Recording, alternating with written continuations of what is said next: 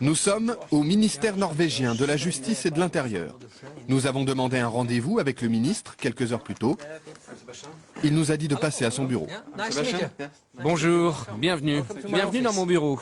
Le bureau du ministre norvégien de la Justice et de l'Intérieur. Nommé il y a 2 ans, Knut Storberget n'a presque rien changé à la déco. J'ai juste apporté quelques photos de ma fille et aussi une œuvre d'art contemporain de mon autre fille.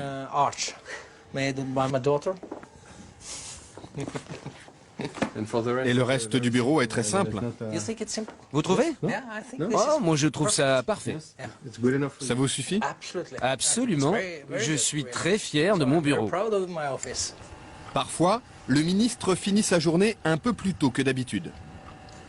Et vous avez fini votre travail? Oui, j'arrête là. Et quelle heure est-il? Ne le dites pas au Premier ministre, mais il est 15h15. Il est temps d'aller chercher mes enfants à l'école et à la crèche. À 42 ans, Knut est l'un des ministres les plus importants du gouvernement.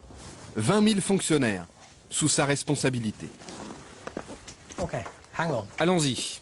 Pourtant, il s'en va seul, sans garde du corps. Un petit salut à la gardienne, en attendant sa voiture, ou plutôt l'une des voitures du gouvernement, car le ministre n'a pas de chauffeur attitré. Il partage les véhicules de fonction avec ses 19 collègues des autres ministères. Partir de bonne heure, pour chercher ses enfants, ne dérange personne en Norvège. Hei, Marit! Hei! Kroppen. Skal du være med hjem? Ja, ha det.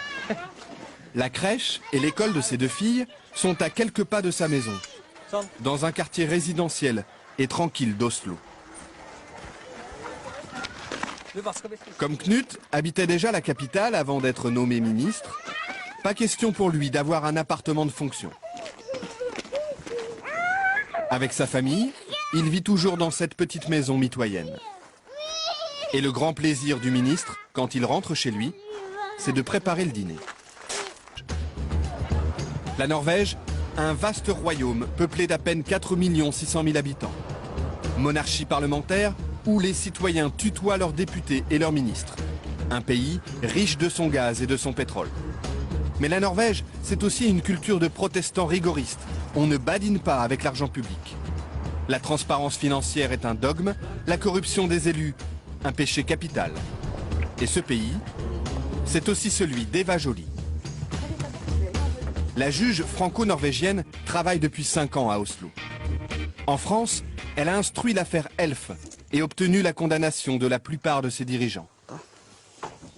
Elle conseille désormais le gouvernement norvégien pour la lutte contre le blanchiment. Ici, Eva Joly est une célébrité. Pour autant, pas question de mener grand train. Elle est soumise aux mêmes règles que n'importe quel fonctionnaire. Ses déplacements, par exemple. Aujourd'hui, elle se rend en province à une conférence. Les règles disent qu'on doit faire les transports par les moyens les moins chers et les plus rapides, compatibles avec la mission. Donc, nous sommes censés marcher à pied ou... Marcher, même si la gare se trouve à 10 bonnes minutes de son bureau. Ou prendre les moyens de transport en commun. Les transports en commun, et surtout pas le taxi.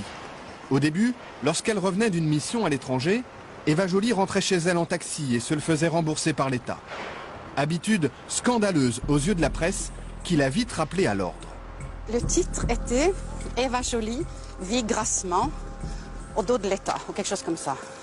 Donc, et j'ai compris, de façon assez innocente, je peux dire, que j'avais franchi un tabou et que si je voulais prendre un taxi, je me le payais. Hi. Salut. Je Je suis avec une équipe de télé française là. Je leur raconte mon histoire avec les taxis. Depuis, Eva Joly dit avoir compris la mentalité de ses compatriotes. Cette intransigeance, lui apparaît comme une vertu démocratique. C'est un garde-fou très efficace et qui évite tout dérapage. Je pense qu'en France, on a vraiment vu ce que ça donne quand il n'y a pas de contrôle. Et aujourd'hui, on trouve un état de, je pense, de mépris du politique qui est beaucoup dû à tous les excès non réprimés, non constatés même. En France. En France. En France, élus et ministres disposent d'une enveloppe pour leurs frais quotidiens, sans justificatif. En Norvège, c'est l'inverse.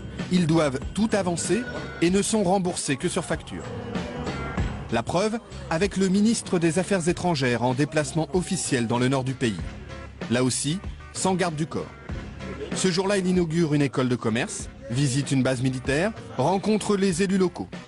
Et il déjeune comme tout le monde sur le pouce. Sandwich, café et gâteau sec.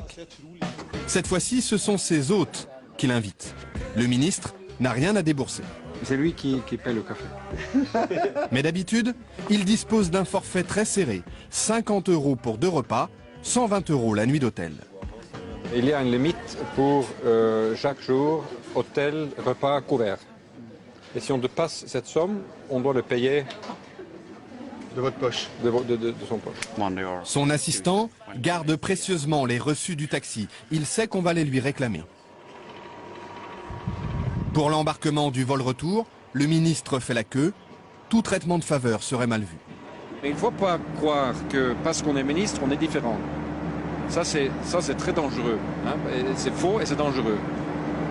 Au contraire, il faut montrer, à mon avis, qu'on peut vivre la vie de tout le monde, faire l'expérience de tout le monde, être proche de cette vie que tout le monde vit.